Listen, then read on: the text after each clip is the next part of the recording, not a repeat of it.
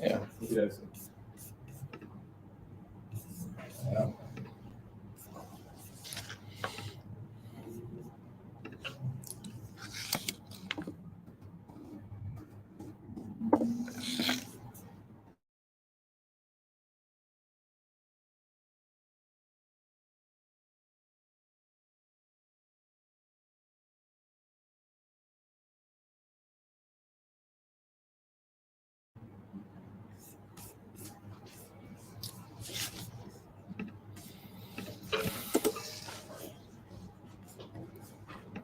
Jeff, whenever you have the link, let me know. What? Use the one, the thing that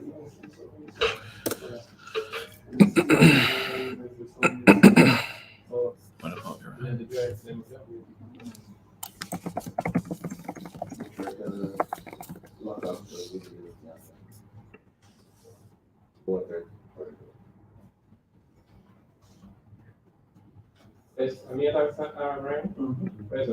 I'm sure the visibility of the blotter is off. Yeah, I just turned it on. 708? Who called yesterday to confirm that I was going to be? That's Nicolette. That's the projects manager. And then I said the number was 8716. Yeah.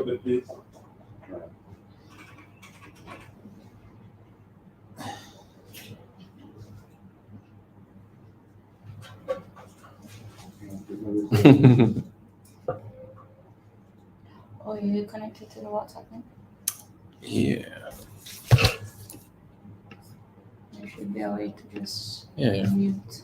So I think you can go into this. That's right. Yeah, and is it there? Settings? I think you can mute it from there. Was it that? I mute it on my computer. Let me just come around and see. Okay.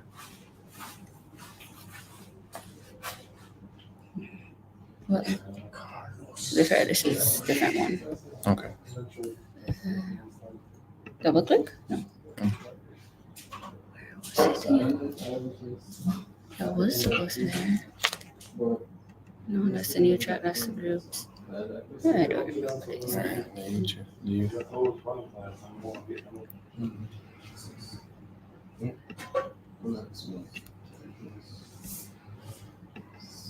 Okay, sound notification. So take that off. Show message notifications. I'll put that on. No. Alright. So the sound shouldn't come through. Okay. But it will tell you if you have a counter. It gives you a counter to let you know about new messages. All right. Thank you.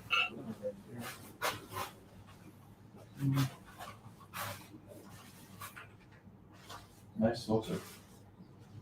Okay.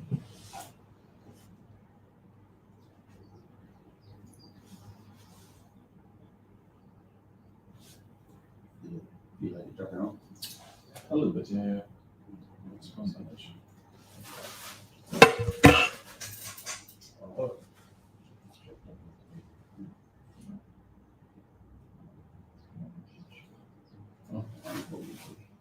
Or you know, she's in the shirt. So yeah, that's what. Okay. It shouldn't be that bad. Yeah, that's right. Okay.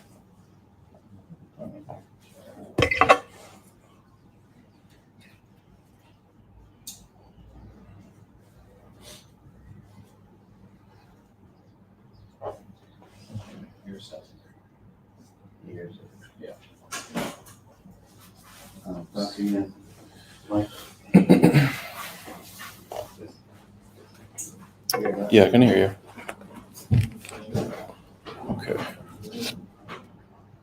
And the WhatsApp group, I just shared the link for today so you guys can share with friends and family.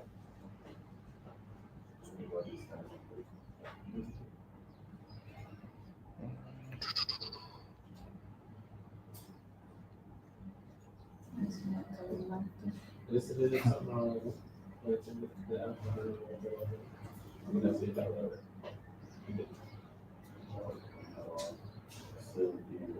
Yeah, it's still in the whole.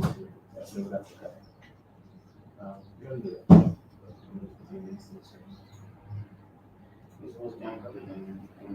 So now there's a half naked kid. My Oh. dad's. Oh. Okay. But it's my dad had Yeah. it. But- Yeah. He's like, kid, check. Mhm. Has everything. Yeah. All the dope. I don't feel bad for missing this person's nothing.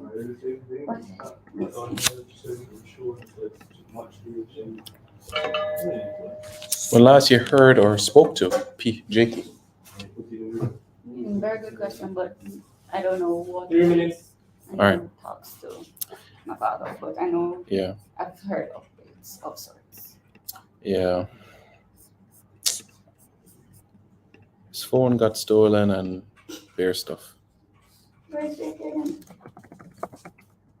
Where in the world is Jakey? Oh, he's in Connecticut. Oh. Yeah. USA. Mm.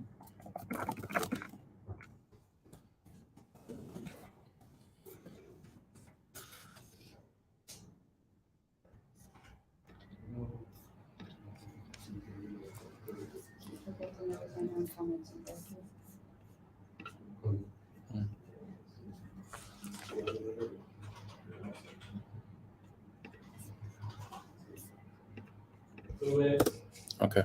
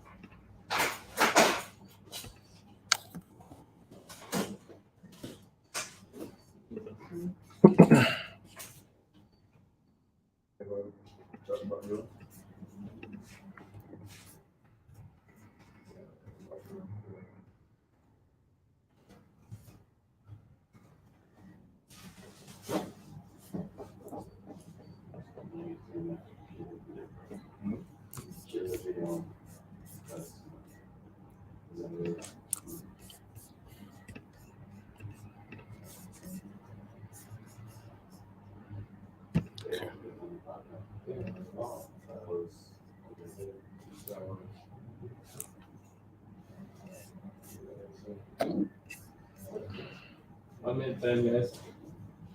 Everybody all right? Also, yeah.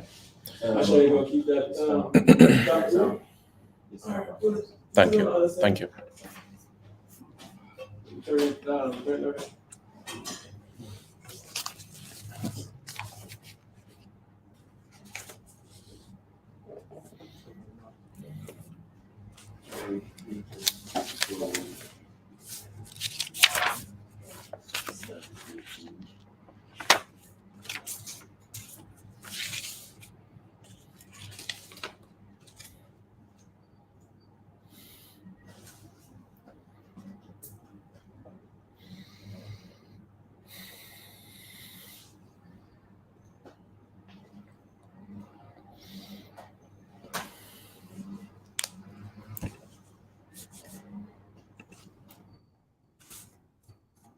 I've been talking about the group.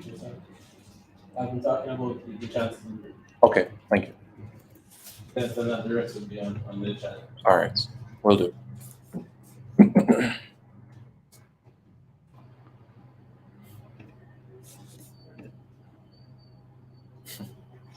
Yeah. So start. 3, 2, 1.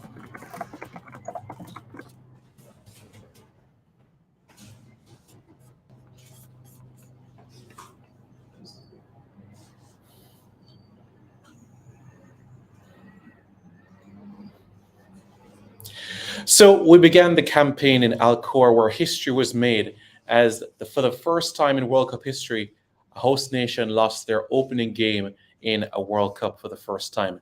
Today, new journeys begin, new memories will be created, and returning teams emerge. The Dragons, their first World Cup appearance in 64 years. Uncle Sam's Army, their first appearance since Brazil 2014. The Three Lions is today the start of its coming home, And of course, the Flying Dutchman, always the bridesmaid, never the bride hashtag. Is that something that will live with them for another World Cup once more? This is Now Streaming Qatar.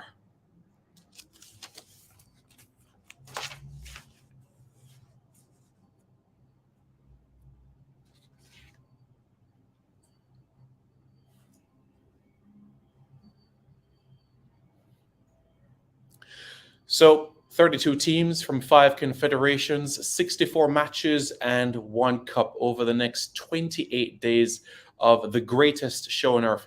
Hello, good morning, good afternoon, good evening to everyone tuning in on 876 Stream JA's YouTube channel. I'm Simon Preston. Thank you so much for joining us. If you want to get involved, you can as well in the comments as well. Don't forget as well to subscribe to 876 Stream JA right here on YouTube and also on Instagram, 876 Stream, and on Twitter, Stream 876. So get involved in the comments. Let us know your thoughts about the tournament, teams that have games today as well. 3 matches we have on store for today, and we'll be getting down to the nitty-gritty about what lies ahead.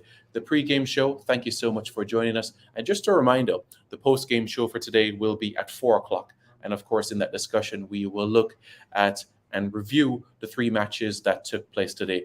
But to get into the previews, let me introduce you to the esteemed panel that we have for this morning. To my far right, we have Operations Manager of the PFJL right here on the island, Mashal Turner, and has also worked as a statistician for the Reggae Boys in recent times as well. And in the middle is Joel Lee, football analyst. Lady and gentlemen, good morning to you both. How are you both doing? Good morning. Good morning, Simon. Thanks for having us. It's an absolute pleasure to have you both here. Joel, let me start with you. Yesterday, the first day of the tournament. Your thoughts, your impressions, are you in that World Cup buzz and excitement as yet? Buzz, yes. The starting is always kicking it off like really well. It's a little bit different this year, obviously, the World Cup being in December time for us, Christmas. Some people, other places maybe are summer, but it's a little bit different. You know, we're used to it in or June to July. It's a little bit different. Marshall, same for you? Yeah, I really wasn't feeling it until a week ago. And then I started club football ended, and then I started getting it. I was like, yeah, all right, I'm ready now. So yeah, I'm ready for the next 28 days. Looking forward to watching football, but it's all I did. All right, sounds good. Well, on your screen, quite shortly, you'll see the schedule that we have today. As you know, right now, it's the pre-game show. These are the 3 big matches for the day. 2 matches from Group B and 1 from Group A. But to kick things off at 8 o'clock, it's England, 1966 winners against Iran. At 11 a.m., it is Senegal, quarterfinalists back in 2002. And Senegal will take on the Netherlands as 3-time World Cup finalists. That's at 11 a.m. And of course, at 2 o'clock, the United States, 1930 World Cup semi-finalists against Wales in their 2nd World Cup appearance, their first since 1958, all the way back in Sweden. Before we get into the 3 matches today, ladies and gentlemen, just want to go back a little bit to yesterday. Marshall, I'll start with you on this one. Qatar, the host nation, we saw them at Copa America, Gold Cups, and being Asian champions. Disappointed from what you saw from the hosts? Yeah, I think they were nervous, especially in the first half. What they displayed last year at the international tournaments that they were invited to, such as the Gold Cup, it wasn't the same fluidity, it wasn't the same structure. They just seemed all over the place, especially in the first half. So they'll be disappointed. But Ecuador, on the other hand, was excellent. They were up for it. I think they like their chances of advancing through the group. So it was a good showing from them. Joel, as you know, there's been so much spotlight on the Qatar as a whole, as it relates to human rights, preparation, everything. Did this perhaps take a toll on the players, or perhaps, Ecuador on the day, the better unit? Well, it's always on the day and per match. Ecuador showed up and played.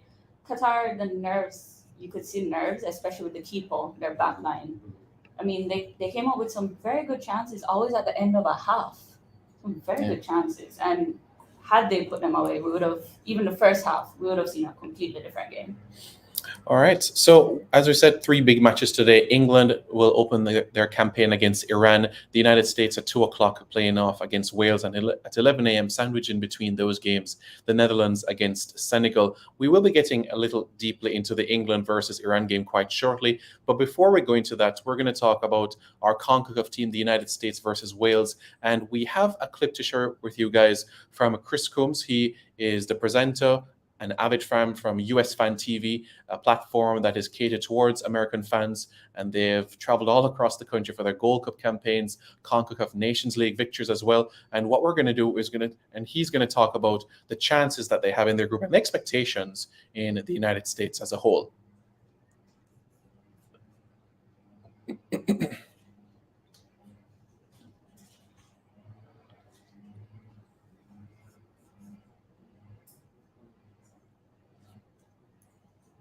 So he gave his expectations there as it relates to the group, spoke a little bit about it. Unfortunately, we apologize for the no audio there, but Chris was basically mentioning a round of 16 appearance would be acceptable from an American perspective.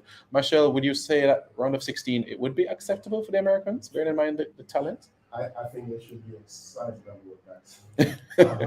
Frankly,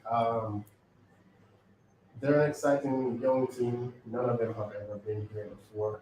They have a lot of players in Europe, but currently the form of many of those players is not good.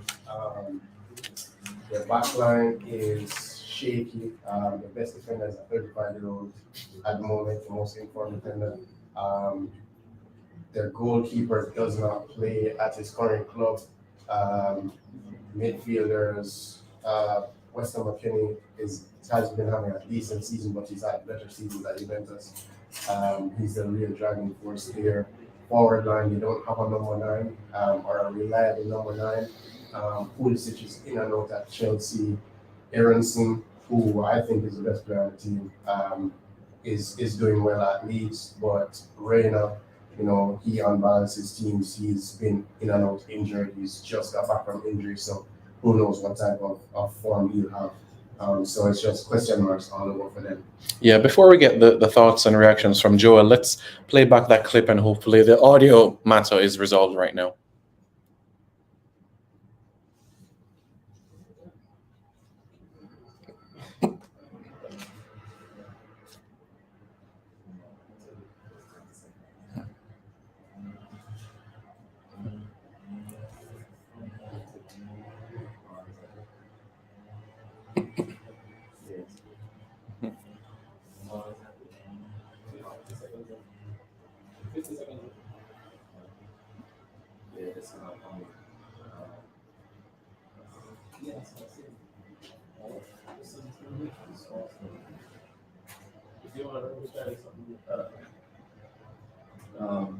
Marshall and Joe, let's talk about it a little bit.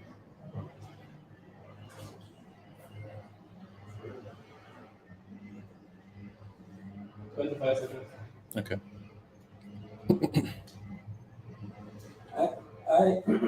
I'm typically able to monitor the audio of both the input and output. So from you guys, I was going on the show. I wasn't hearing the audio for this. So I thought it wasn't good. That was why I said that. All right.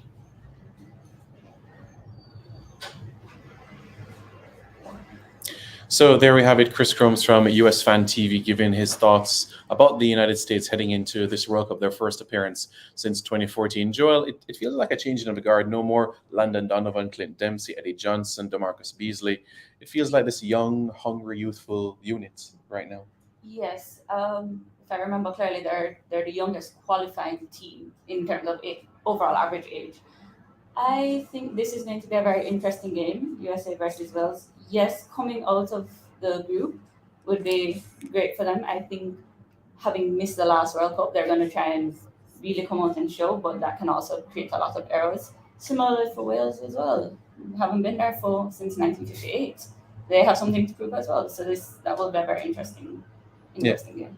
Indeed. And mashallah, a little bit about the Welsh as well. The Ramses are still around, the Joe Allens, and perhaps Bale's last appearance. He had said that this could be his last appearance, although he could extend his deal in the MLS. Could this be the last hurrah for Bale?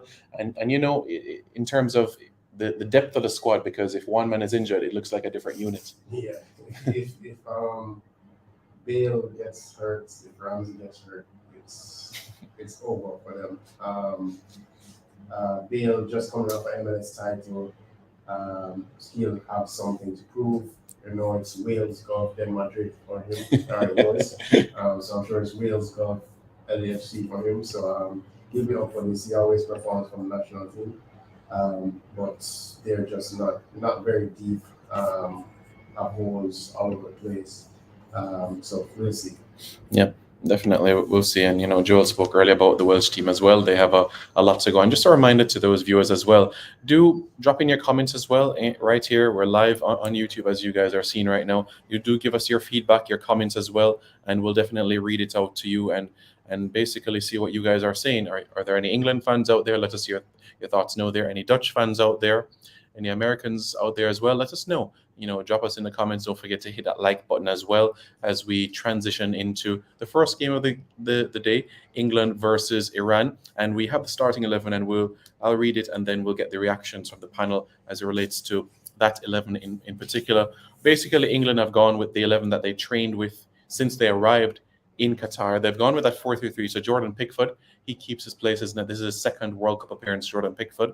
And it's a back four for England, not the back three that they have traditionally used, perhaps in qualifiers and also the European Championships as well. Kieran Trippier at right back. At left back, it's Luke Shaw, his first World Cup appearance since 2014. Harry Maguire and John Stones in central defence. In midfield, Declan Rice and Jude Bellingham. So that tandem between Calvin Phillips and Declan Rice, not there from the Euros, as he's still recovering from that knock. Mason Mount in front of those two individuals. And a front three of Bukayo Saka, Raheem Sterling, and Harry Kane. And today a bit of history is made as Raheem Sterling becomes the first Jamaican-born player to play at 3 World Cup tournaments. John Barnes had the previous record of being at 2, 1986 and 1990. Now Raheem Sterling, the first Jamaican-born footballer to be at 3 World Cups, 2014 in Brazil, 2018 in Russia, and now 2022 here in Qatar. So, Joel, let me get your reactions about the 11. No Marcus Rashford in the 11. Is there any other changes perhaps that perhaps an eye-opener for you in terms of that 11?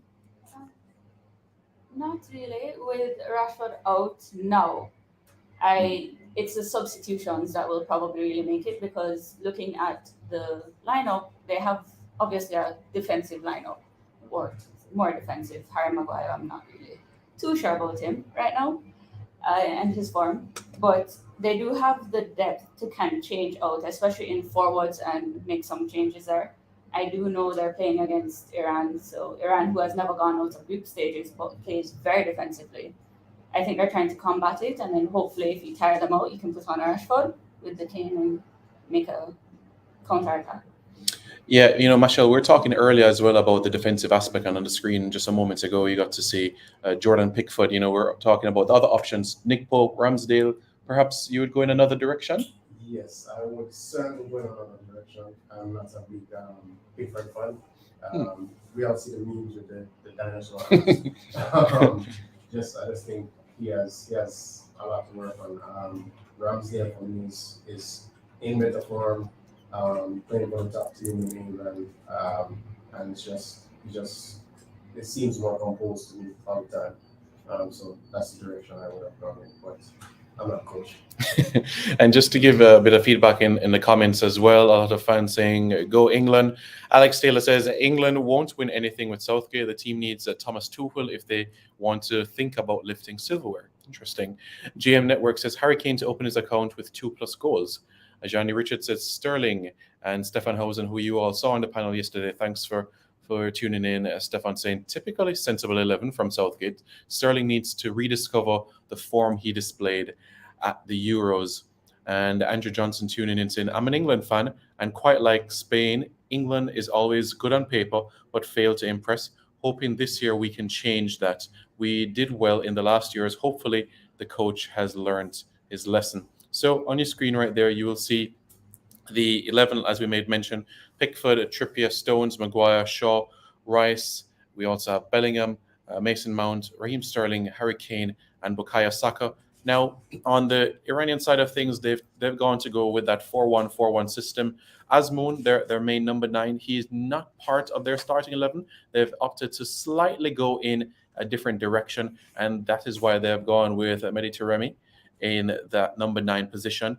And a lot of people remember Ali Reza Jahanbashk, that guy from Brighton and Hove Albion. That is a key component to the Iranian outfit.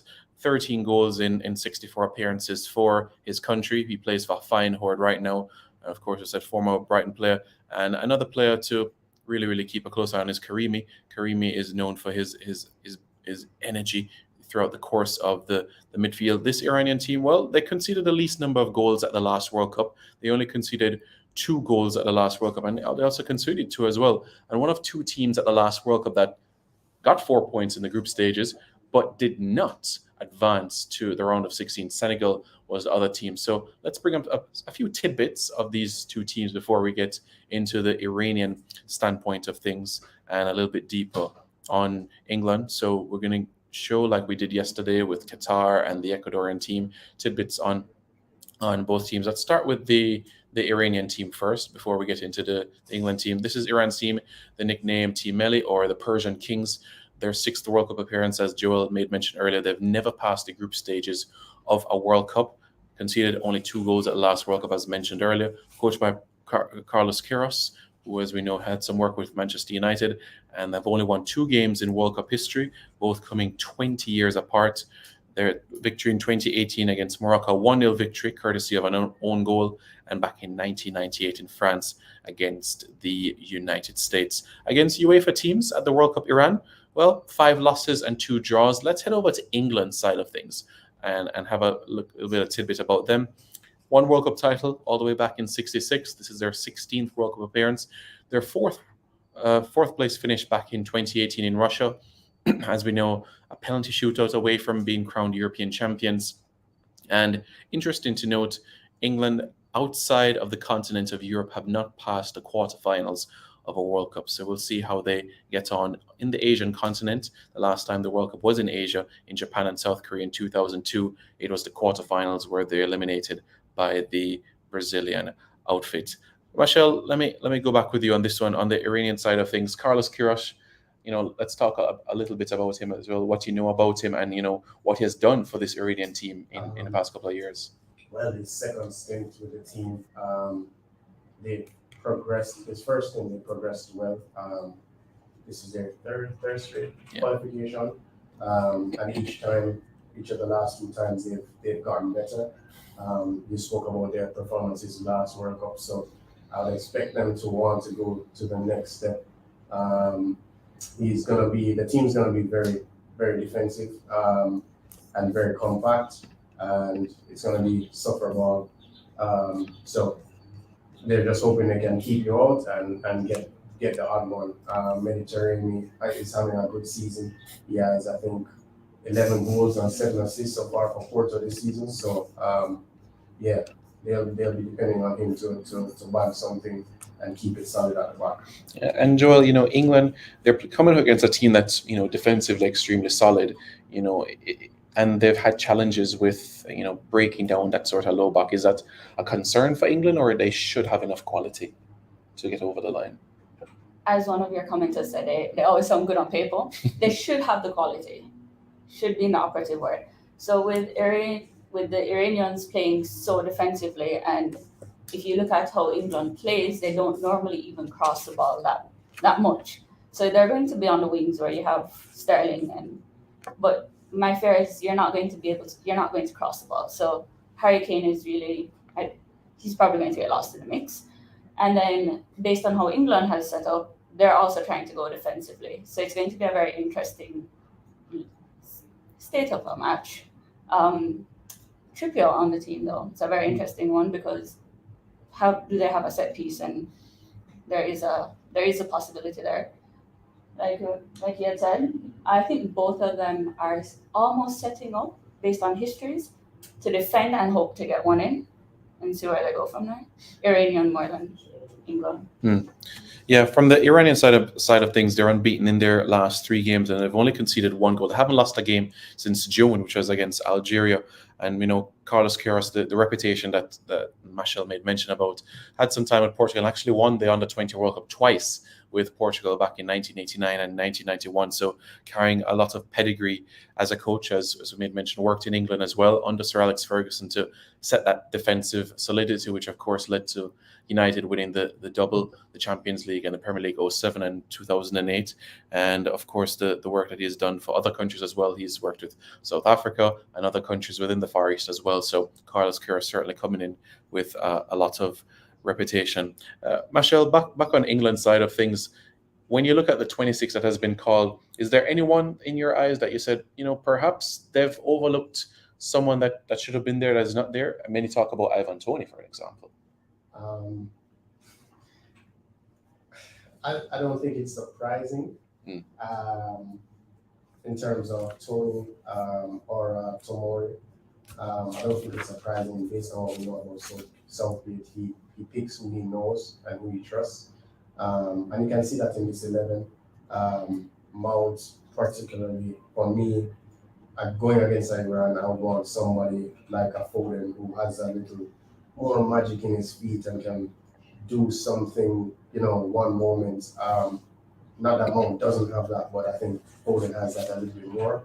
You want that in a game like this, but as I said, he sticks to who he knows. So really, no surprises for me in his overall selection. Joel, for you, the same or slightly different?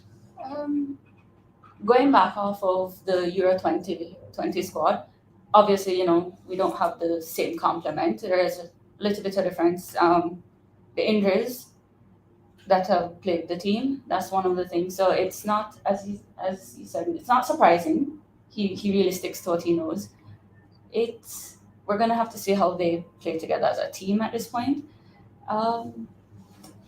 It's not really surprising. Not even Jadon Sancho for you to bring it into the 26. His form is just not really up there, and I think that's a big thing. But they have a lot of quality to choose from. So you're now going to have to choose based on coming into this game, even the nations, and they're coming off of not winning a game. So you're now going to choose people who are more in form than out of form if you're going to choose at 26. Yeah, and you made mention earlier about, England perhaps not being able to utilize those wings, but at the last World Cup, set pieces were so critical. So again, this might be an advantage. Which are one of the things having him in the starting lineup or even in the squad is just his ability with set pieces. You'll get the cross in, Harry Kane is there, Raheem Sterling is there, you have a better chance. This is a team with decent size, so we should be taking advantage. John Stones, Harry Maguire, Bellingham is a decently sized lad. Declan Rice, Kane, of course. So yeah, if you can get good deliveries in, Trippier, you have Trent Alexander-Arnold in the squad. I don't think he'll play if you stick to a back four, but you have two persons in the squad who can put in quality deliveries. So set pieces should be a big thing for them.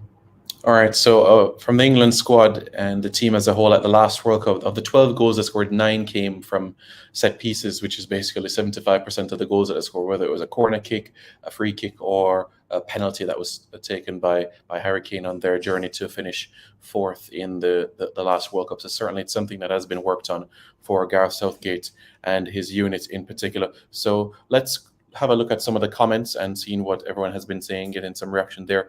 Horatio Williams says, expected 11 from England, but would have liked to have seen Foden from the start as well. A lot of people saying that, definitely. Stephen 2 Football Rules says, Fikayo Tomori.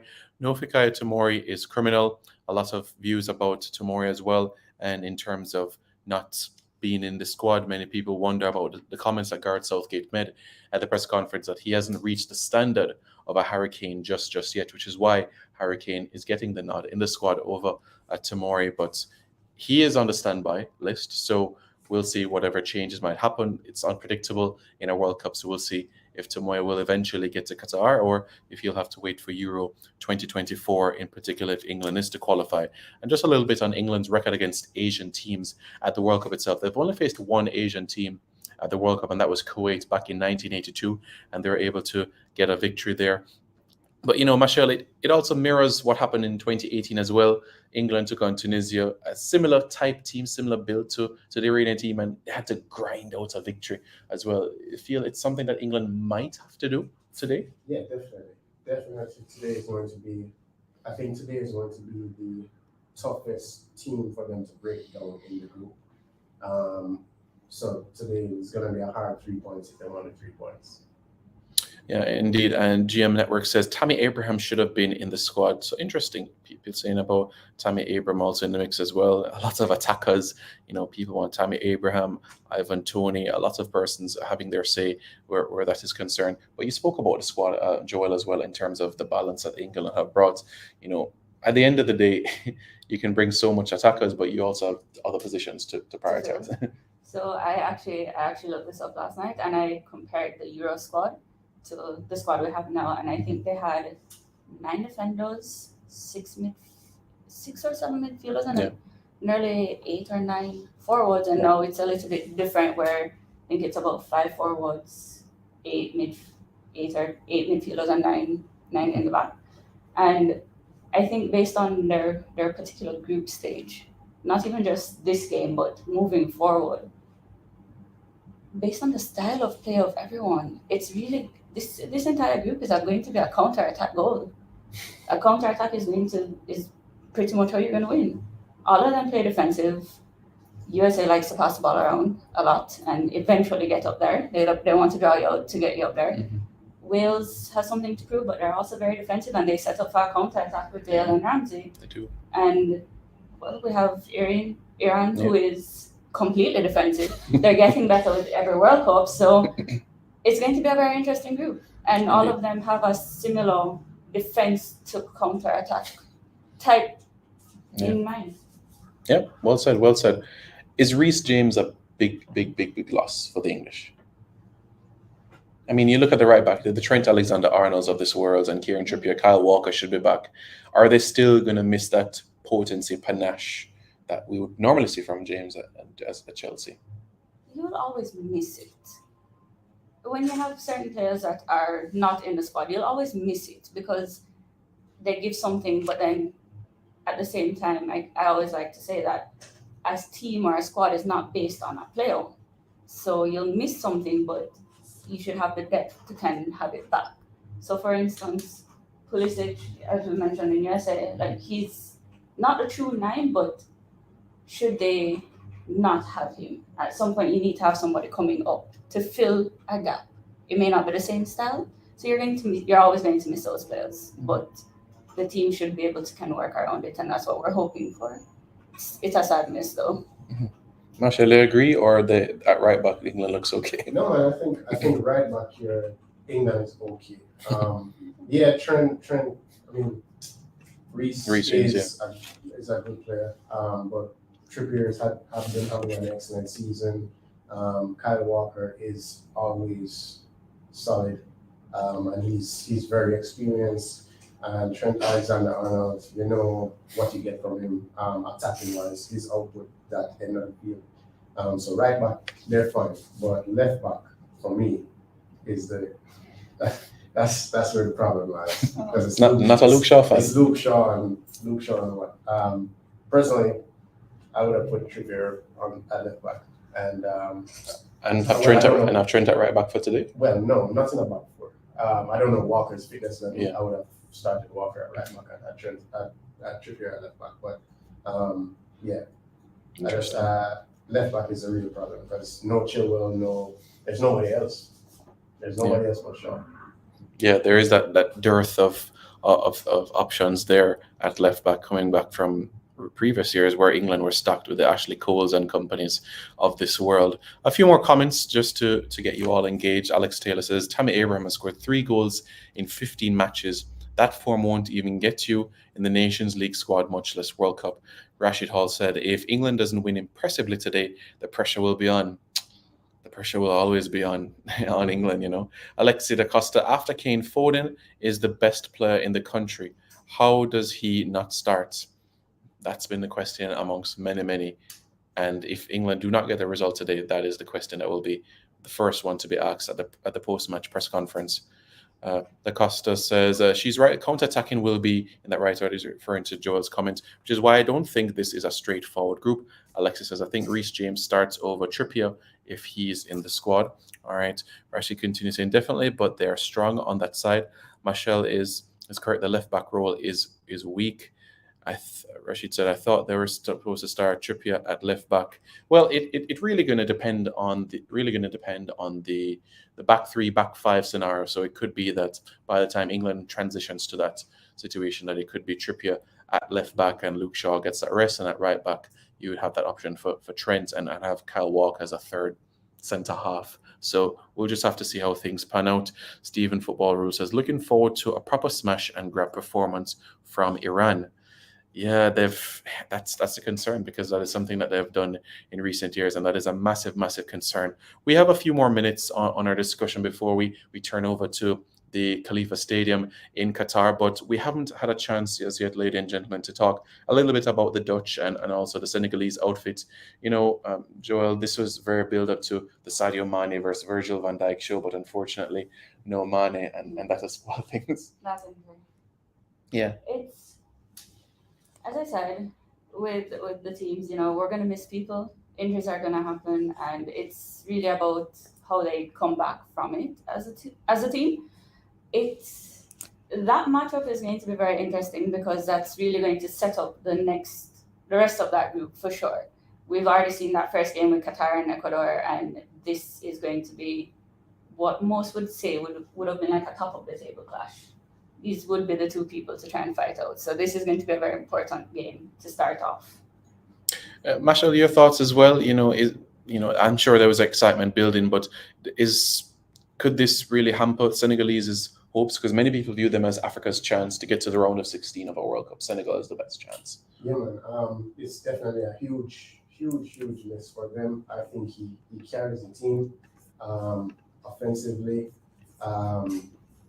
And obviously he's a talisman, so it's gonna be a lot of psychological pressure on the others to pick up and to try and bring the team to the level that he would have them at. So it's gonna be hard. They're going against a team that knows what they're doing. LVG is LVG. The Dutch know what they're doing and what they're going to do, what they need to do. So it's going to be very, very tough. Senegal won't have that extra that money brings, that little difference that he brings. So yeah, we'll see. We'll see how they do. Yeah, I see the comments coming in, and just a reminder that there is a poll as well. You guys thought should Foden have started over Mount? So you can get your thoughts there. I see Stefan, I see your comment, but we'll get into that quite shortly. But my erudite producer has asked me to ask you guys your thoughts about the Netherlands as well. Jamal Tucker has asked, are they contenders for you guys as well, starting with Joel for the tournament? I definitely see them coming out of. I'm definitely seeing them coming out of the. I'm going to put it out there that they're coming out of the group. Okay.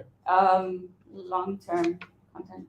Again, a lot of it has to do with how their style of play and how they're going to play. And I think they get out of the group and they're going to be playing one of our groups. So it's going to be a very interesting based on that matchup how far they go. So I definitely see them coming out. Mm-hmm. I'm not sure if they're going to get to the quarterfinals. To the quarters. I see this round of 16, but depending on who that matchup is, it could be it for them.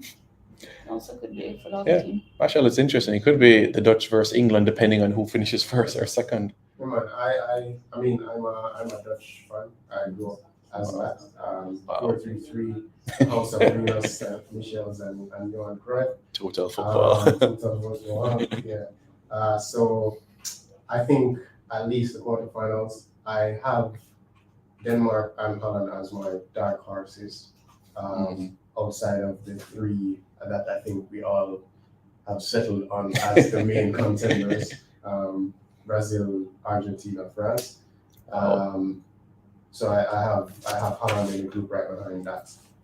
So yeah, I'm expecting good things. I'm expecting Frankie to put on a show.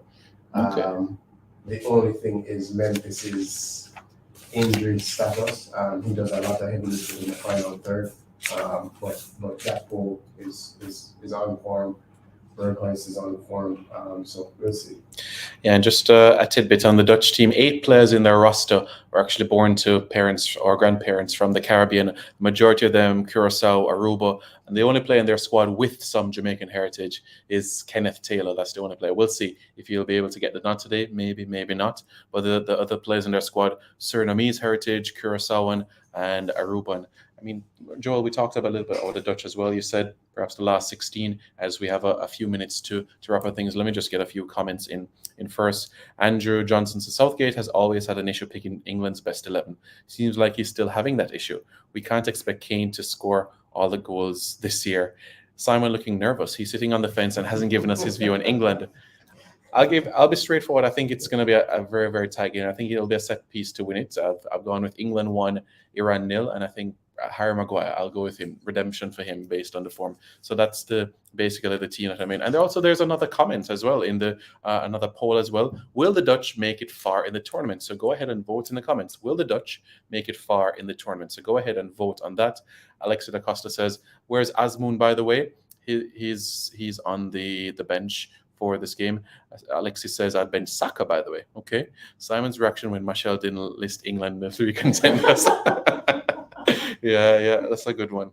Yeah, but it's interesting, Michelle, you made the point, and I'm coming to you, Joel, as well, because Michelle made a point about France being a favorite, but with no Kante, Pogba, and of course Benzema, is France a contender still for you, or they've lost a little bit of dent in there? That's via poll. They lost a little bit, but it can't take away from the rest of the squad. I mean, you still have Mbappe, you still have all of these players that are out there, and as I keep saying, it can't be about a name. It's not really about a person. I always say that. I stress it because when we get to Brazil, it's Neymar's Brazil. You get to Portugal, and they've been talking about Ronaldo, and they're out. Just like we mentioned with USA, like you're gonna change over. They're getting old, so it's going to be a very interesting thing. Pogba was a sad loss, but they have depth, and again, even this World Cup with 5 changes, like you have that depth, you have that squad. Even it's gonna be. We'll see how they go. Yeah, indeed. We'll wrap up quite shortly, but Masha, let me start with you. The 3 matches for the day: England versus Iran, the Netherlands against Senegal, and of course the USA against Wales. Your thoughts about these 3 games? Your predictions? Any draws from these 3 games, or any blowouts? Yeah, I think US Wales is a draw. Score draw 1-1, 2-2. Okay. The Dutch against Senegal. Yeah. I think the Dutch should beat Senegal.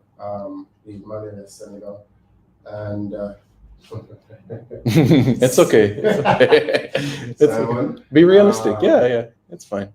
If you say nil, I'll draw. I'm going for the smash and grab here. Really? Yeah. Wow. Smash and grab here. To get one and share a 6 on it. Looks like Jeff will have to be here at 4:00 to host the discussion. Joel, your thoughts? For USA Wales. USA Wales, right? I am seeing a Wales win, just based on a style right there. Okay. Senegal, Netherlands. I'm really sorry, but I'm just hoping that there's a breakout star in Senegal. And for England, Iran, granted Harry Maguire keeps that defense there.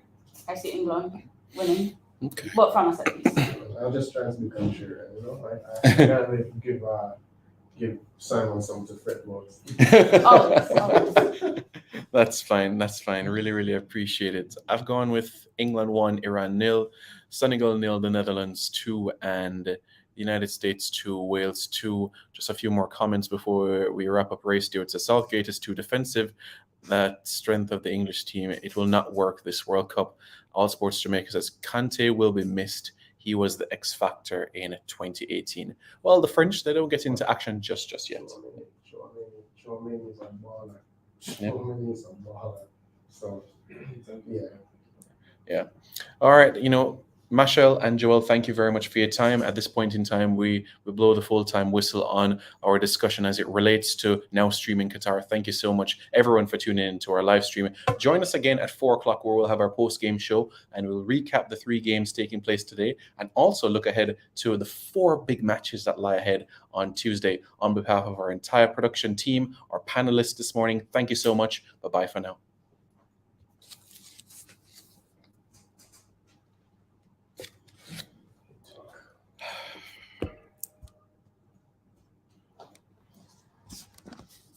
Okay. Thank you. Okay, good job, guys. Okay. Yeah, so you guys are more than welcome to watch the game here or depart. It's up to you. Yeah. Where you guys watching? Another studio. Yeah. But like every time every time like the name of our team is up, Yeah. I'm just hoping for a breakout star.